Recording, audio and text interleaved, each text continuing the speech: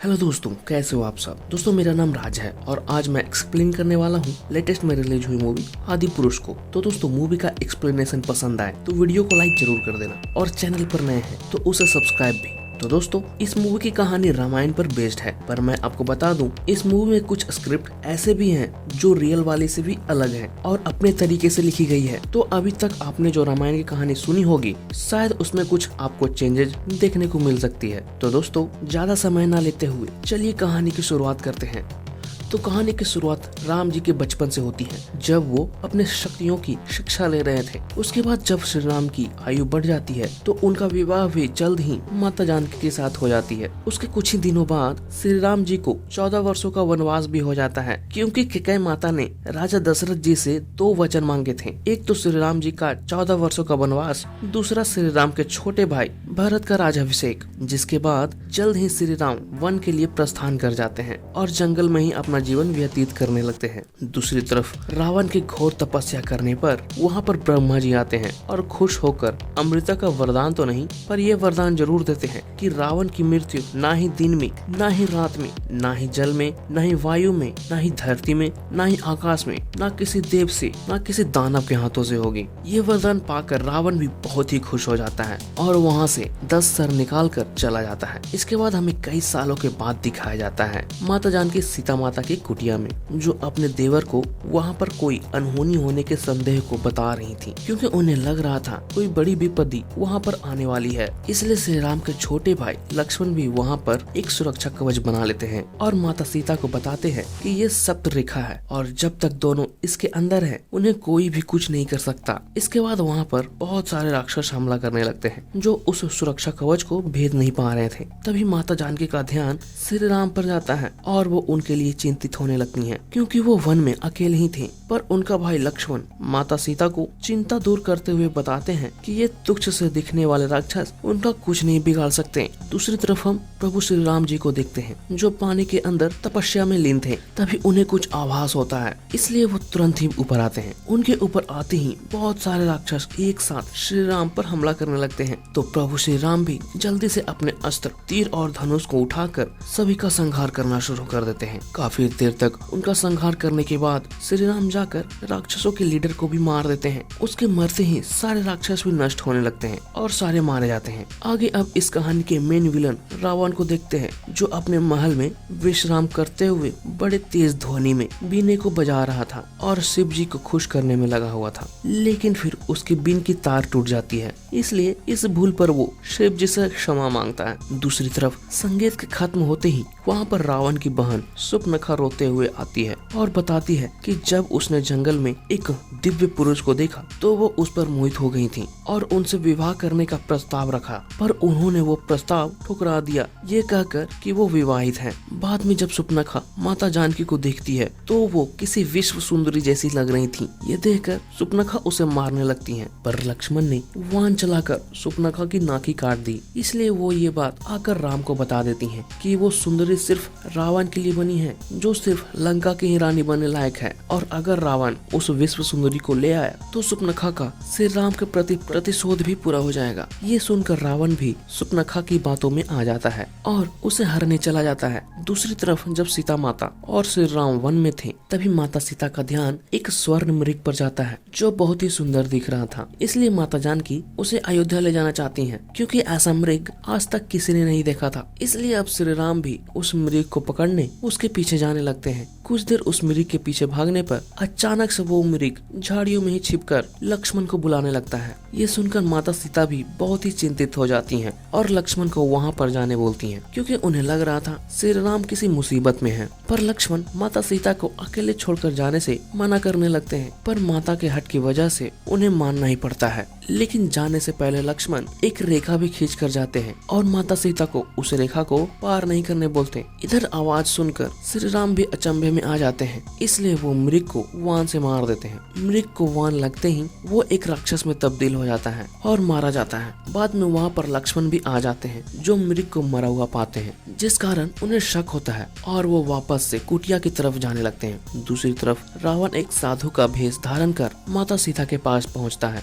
और कुटिया में जाने लगता है, पर वो रेखा की वजह से अंदर नहीं जा पा रहा था, इसलिए वो बाहर ही खड़ा होकर भिक्षा मांगने लगता है। इसलिए माता सीता भी उसे भिक्षा देने के लिए लाती हैं, पर वो साधु को भिक्षा देने के लिए कुटिया के अंदर बुलाती हैं, जिस पर साधु ये कहते हुए इनकार कर देता है कि वो इतना दूर से चलकर आया है तो माता 2 कदम भी आगे बढ़कर भिक्षा नहीं दे सकती। ये सुनकर माता सीता भी बाहर जाने में संकोच करने लगती हैं। इसलिए अब साधु भी माता से नाराज होकर जाने लगता है और जाते जाते एक साधु को खुश ना करने की बात बोलने लगता है जो उन्हें पाप का भी भागीदार बना सकता था। ये सुनकर माता सीता साधु को रोक देती हैं और क्षमा मांगते हुए रेखा को पार कर भिक्षा को देने लगती हैं। ये देखकर अब रावण भी अपना असली रूप दिखा देता है और माता सीता को मूर्छित कर वहाँ से ले जाने लगता है। बाद में वो अपने असली रूप में भी आ जाता है। थोड़ी देर बाद वहाँ पर रावण की एक सवारी भी आ जाती है, इसलिए रावण माता सीता को उस पर ही बांध कर ले जाने लगता है। लेकिन तभी वहाँ पर भागते हुए श्री राम भी पहुँच जाते हैं और उसके पीछे आने लगते हैं। वहीं जब रावण माता सीता को ले जा रहा था तभी वहाँ पर एक बड़ा सा गरुड़ जटायु भी आ जाता है और माता सीता को छुड़ाने लगता है। कुछ देर प्रयास करने के बाद जटायु माता को कुछ फंदे से आजाद भी कर देता है, पर रावण फिर से आगे बढ़ जाता है, पर जटायु उनका पीछा नहीं छोड़ता और फिर से माता सीता को पकड़ने लगता है। पर इस बार रावण जटायु को ही पकड़कर उसे पहाड़ों पर ही फेंक देता है, जिसके बाद जटायु फिर से किसी तरह रावण के पास पहुँच जाता है। लेकिन इस बार वहाँ पर बहुत सारे चमगादड़ आकर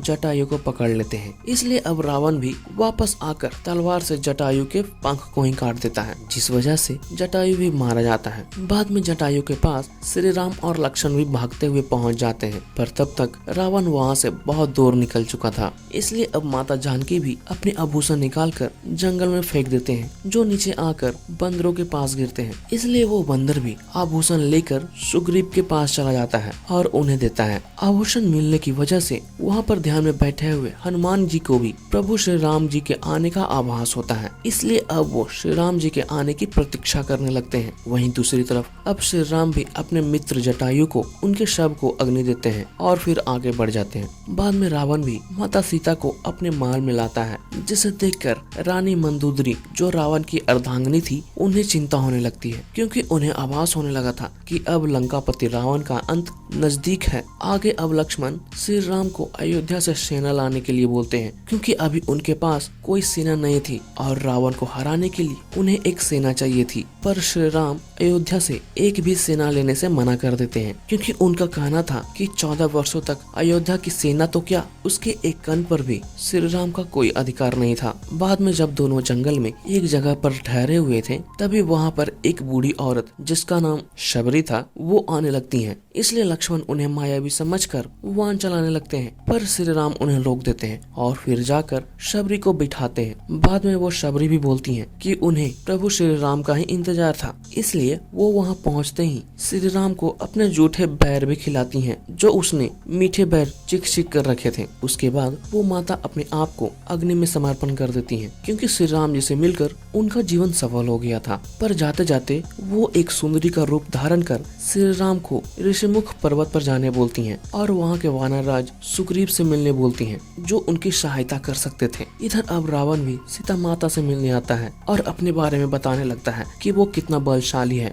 और कितना धनी, जो उसे रानी की तरह रखेगा। पर माता सीता उसे अपशब्द बोलकर वहाँ से चले जाने बोलती हैं, क्योंकि उनके लिए प्रभु श्री राम ही सब कुछ थे और उन्हें यकीन था कि श्री राम माता सीता को जरूर लेने आएंगे। इसलिए माता सीता रावण को अपने महल में ही उनका इंतजार करने बोलती है। इधर जब श्री राम और लक्ष्मण सुग्रीव की तरफ बढ़ रहे थे, तभी उन्हें एक स्थान पर हनुमान जी मिल जाते हैं, जो एक साधु का भेष धारण कर शिव की आराधना कर रहे थे। इसलिए लक्ष्मण उन्हें कोई मायावी समझकर उनसे प्रश्न करने लगते हैं, क्योंकि वो जंगल एक मायावी जंगल था। इसलिए हनुमान जी भी सारे सवाल का जवाब दे देते हैं, जिसके बाद श्री राम भी समझ जाते हैं कि वो हनुमान है और वो जाकर हनुमान को गले लगा लेते हैं। बाद में हनुमान जी भी श्री राम जी से पूछते हैं कि उनके लिए कोई आदेश है तो बताएं प्रभु, जिस पर श्री राम वानरराज सुग्रीव से मिलने की इच्छा जाहिर करते हैं। इसलिए हनुमान जी भी अब श्री राम को सुग्रीव के पास लेकर चले जाते हैं, जहाँ सुग्रीव भी उन्हें देखकर खुश हो जाते हैं और माता सीता का का एक आभूषण दिखाते हैं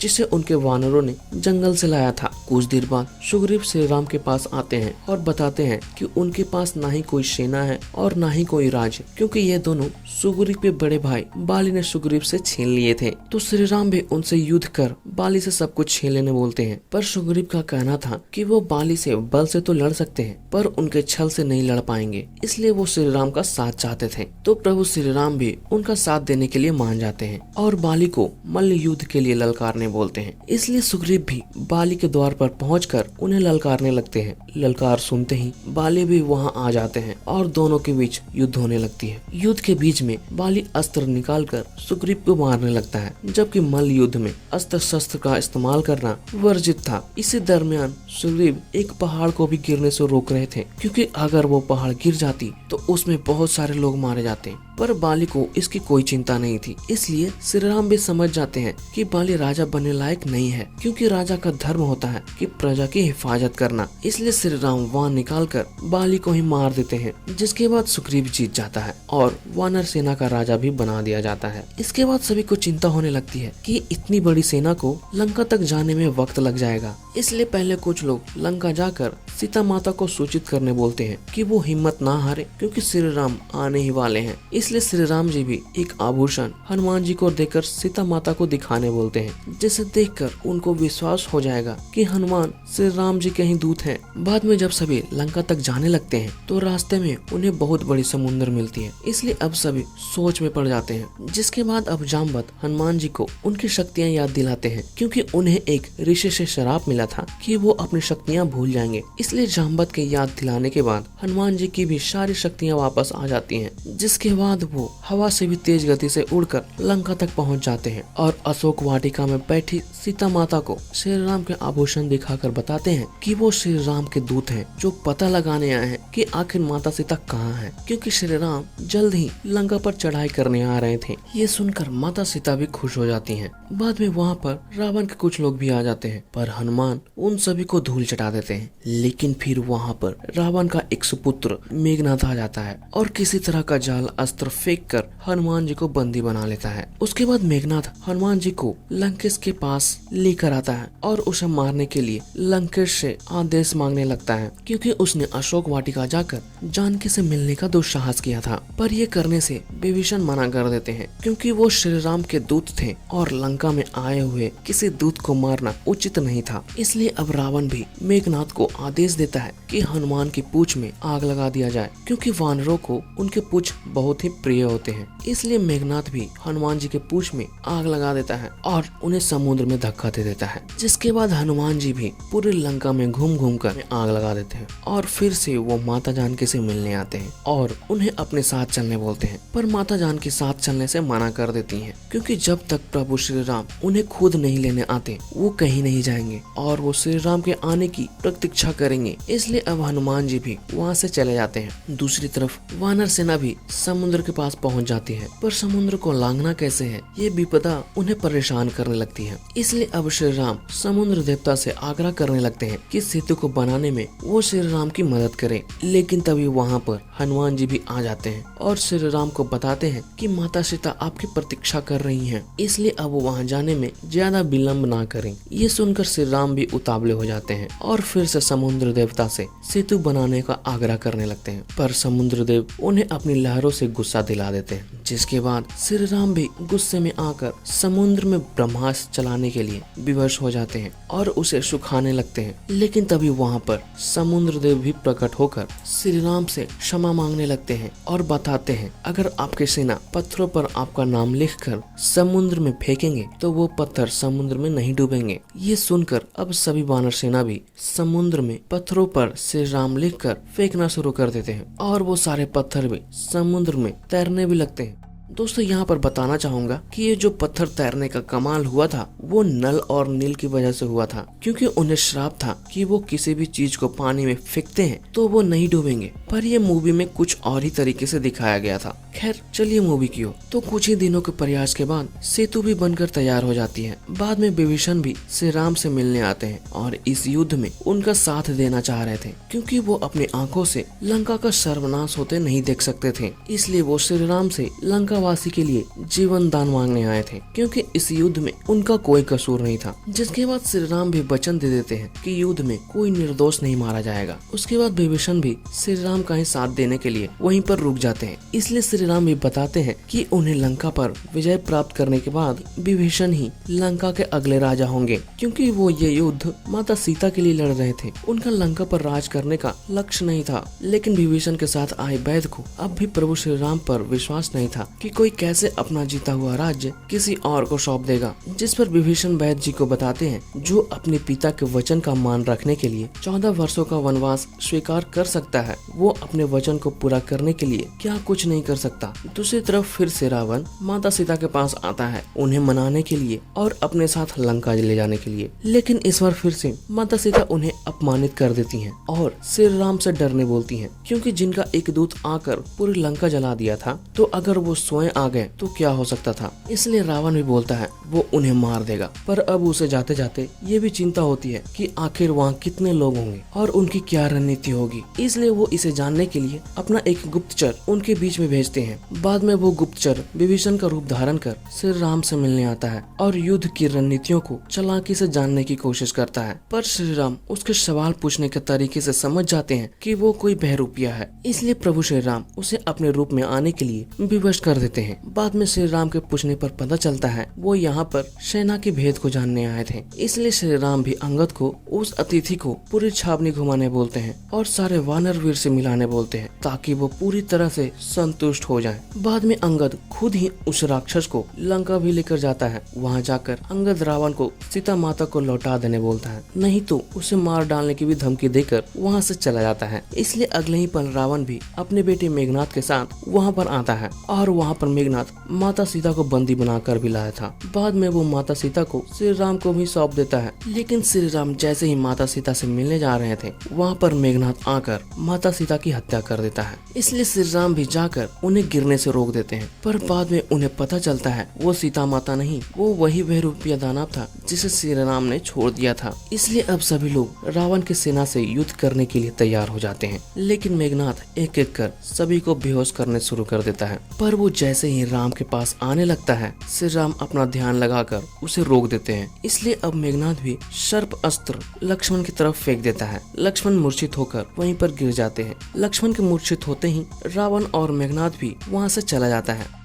बाद में अब श्री राम भी चिंतित होने लगते हैं। ये देखकर विभीषण के साथ आए वैद्य जी भी बताते हैं कि मेघनाथ के नागपाश का सिर्फ एक ही तोड़ है, संजीवनी बूटी, जो द्रोणगिरी पर्वत पर है। इसलिए अब हनुमान जी भी उस संजीवनी बूटी को लाने के लिए चले जाते हैं। लेकिन दोस्तों यहाँ पर बता दूं कि हनुमान जी का ऐसा सोचना था कि संजीवनी बूटी की आवश्यकता आगे भी पड़ सकती है, इसलिए वो पूरे द्रोणागिरी पर्वत को ही लेकर चले आते हैं। पर हम लोगों ने जो बचपन से देखा था और रामायण के बारे में जाना था, उसमें हनुमान जी द्रोणगिरी पर्वत जैसे ही गए थे उन्हें एक जैसी बूटी के बहुत सारे पौधे दिखने लगे थे, जो उन्हें भ्रमित करने लगा था। इसलिए उन्होंने पूरे द्रोणागिरी पर्वत को ही उठा कर ले आए थे। खैर आगे अब सभी मिलकर उस बूटी को बनाने में लग जाते हैं। बूटी के बनने के बाद उसका इस्तेमाल कर लक्ष्मण को भी जीवित कर दिया जाता है। आगे ये खबर रावण तक भी पहुंच जाती है कि लक्ष्मण को बूटी का इस्तेमाल कर बचा लिया गया है और इसमें उसका साथ देने वाला विभीषण है। इधर विभीषण भी श्री राम जी के साथ मिलकर लंका पर चढ़ाई करने की रणनीति बनाने लगता है। जहां सभी को पता चलता है रावण पहले युद्ध में नहीं आएंगे, वो सबसे पहले अपने दो वीर मेघनाथ और कुंभकर्ण को भेजेंगे और मेघनाथ को तभी मारा जा सकता है जब वो एक स्वर्ण झील में स्नान कर रहा हो, पर बाहर उसे कोई भी नहीं मार सकता। दूसरी तरफ कुंभकर्ण अभी सो रहे होंगे, तो इस वक्त सही समय था युद्ध करने का। इसलिए अब श्री राम भी युद्ध में जाने से पहले अपनी सेना का उत्साह बढ़ाते हैं और लड़ने के लिए तैयार करते हैं, जिसके बाद अगले ही क्षण में सभी युद्ध के लिए निकल भी जाते हैं। दूसरी तरफ लंका में भी सभी युद्ध की तैयारी करने लगते हैं। यहाँ पर हमें थोड़ा बहुत बाहुबली जैसे युद्ध का सीन भी देखने को मिलता है। बाद में युद्ध को आरंभ भी कर दिया जाता है। दूसरी तरफ विभीषण भी कुछ सेना लेकर लंका के अंदर प्रवेश कर जाती है, जहाँ उनके साथ लक्ष्मण भी थे। बाद में जब वानर सेना लंका की दीवार चढ़ने की कोशिश कर रही थी, तभी एक तरह के कुछ हथियार उन्हें मारने के लिए इस्तेमाल किए जा रहे थे। इसलिए श्री राम भी वहाँ पहुँचकर सभी अस्त्र को नष्ट करना शुरू कर देते हैं। कुछ देर तक ऐसे ही वानरों और राक्षसों के बीच युद्ध होने के बाद श्री राम जी भी आ जाते हैं और सभी को मारना शुरू कर देते हैं। ये देखकर अब रावण के लोग भी कुंभकर्ण को जगाने लगते हैं। वहीं दूसरी तरफ विभीषण भी लक्ष्मण के साथ स्वर्ण झील तक पहुंच जाते हैं मेघनाथ को मारने के लिए, पर मेघनाथ इतना चतुर था वो झील के अंदर ही नहीं जा रहा था, इसलिए लक्ष्मण जी भी चुपके से उसे पानी में खींच लेते हैं और कुछ देर तक अंदर ही युद्ध करने के बाद वो मेघनाथ को मारने में भी कामयाब हो जाते हैं। इसके बाद वो अंगद के साथ बाहर आकर युद्ध में भी शामिल हो जाते हैं। दूसरी तरफ वहाँ पर कुंभकर्ण भी जाग जाता है और युद्ध करने के लिए रणभूमि में भी पहुंच जाता है, इसलिए श्री राम भी उसका अपने वानों से ही संहार कर देते हैं। इधर जब रावण को पता चलता है कि उसके दोनों वीर मारे गए हैं, इसलिए अब वो अकेले ही युद्ध क्षेत्र में जाने लगता है और वहाँ पर अपने सवारी को भेजता है लड़ने के लिए। लेकिन फिर हनुमान जी उसे देख लेते हैं और वहाँ पर पहुंचकर उस दानव को खींचकर नीचे लाते हैं और एक ही गदे में उसका सर्वनाश कर देते हैं। बाद में वहाँ पर रावण भी श्री राम जी से लड़ने पहुंच जाता है, लेकिन यहाँ पर लक्ष्मण जी जितने भी वाहन मार रहे थे रावण को कुछ नहीं हो रहा था और वो आगे ही बढ़ता जा रहा था। इसके बाद अब कुछ देर तक यहाँ भी राम और रावण के बीच युद्ध होती है। युद्ध के दरमियान श्री राम जी भी रावण का सर वाहन से काट देते हैं, पर वो सर कटते ही अब वापस आ जाता है। उसके बाद श्री राम जी जितने भी वाहन रावण के सर पर मार रहे थे उससे कुछ नहीं हो रहा था। बाद में रावण जैसे ही श्री राम को मारने की कोशिश करता है, वहाँ हनुमान जी भी आकर श्री राम को बचा लेते हैं। इसलिए अब श्री राम जी भी रावण को आसमान से ही उसके नेवी में ब्रह्मास्त्र चला देते हैं। वाहन को रावण के नेवी में लगते ही वो भी मारा जाता है। दोस्तों यहाँ पर नाभि में लगने से रावण इसलिए मारा गया था क्योंकि उसके नाभि में ही प्राण थे, जो इस मूवी में नहीं बताया गया था। इसके बाद श्री राम जी भी सीता जी से फाइनली मिलते हैं और इसी के साथ पुष्पक विमान पर अयोध्या के लिए प्रस्थान कर जाते हैं, क्योंकि इस युद्ध के दरमियान उनका 14 वर्ष का वनवास भी खत्म हो गया था। तो दोस्तों उम्मीद है आप ये मूवी का एक्सप्लेनेशन अच्छे से समझ चुके होंगे। दोस्तों एक्सप्लेनेशन पसंद आए तो कमेंट कर जरूर बताना। मिलते हैं अगले वीडियो के एक्सप्लेनेशन के साथ। जय हिंद।